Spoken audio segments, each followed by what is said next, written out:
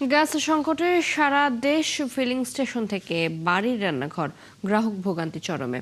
Gas সংকটের বিষয়ে আরো বিস্তারিত জানাতে মানিকগঞ্জ থেকে যুক্ত হচ্ছেন সহকর্মী মনিরুল ইসলাম মিহির। মিহির, গ্যাস সংকট নিয়ে ফিলিং স্টেশন থেকে বাসাবাড়ি গ্রাহকরা কি বলছেন? তারা কবে নাগাদ এই পরিস্থিতি স্বাভাবিক হতে পারে, সংশ্লিষ্টরা কি বলছেন? যদি বাসাবাড়িতে আসলে অনেকদিন ধরে গ্যাস নাই, এমনিতে মানিকগঞ্জে বাসাবাড়িতে গ্যাস পাওয়া যাচ্ছিল না। তার উপরে যে ফিলিং স্টেশনগুলি এগুলিতে ১ মাসের উপরে কিন্তু গ্যাস পাওয়া যাচ্ছে না। মাঝে ২-৩ দিন গ্যাস পাওয়া গিয়েছিল। তখন কর্তৃপক্ষ এখানে ফিলিং স্টেশনে তারা বলছিলেন যে না, মোটামুটি একটা স্বাভাবিক অবস্থায় এসেছিল। এখন কিন্তু আবারও একই অবস্থা।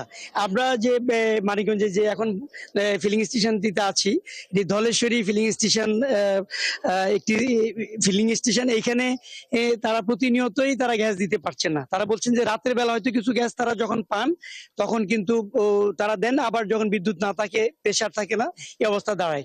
নিশ্চয়ই দেখতে পাচ্ছেন এখানে যে একেবারেই ফিলিং স্টেশনে কিন্তু একেবারেই ফাঁকা, মানে কিছু গাড়ি আছে এখানে, অ্যাম্বুলেন্স সহ বেশ কিছু যানবাহন আসছে গ্যাসের জন্য।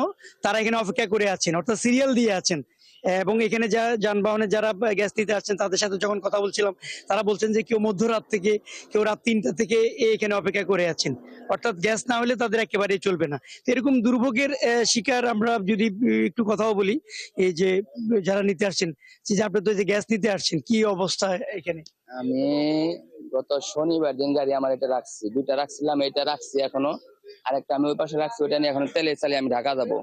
আর এই পর্যন্ত আমি গ্যাস পাই না। শনিবার দিন শেষ রাত্রে রাখছি আর কি, ৩টা ৩:৩০টার দিক দিয়ে একটু গ্যাস আসছিল, তখন পাইছিলাম একটু, নিয়ে আমি ছোট একটা লোকাল টিকিট মারছি।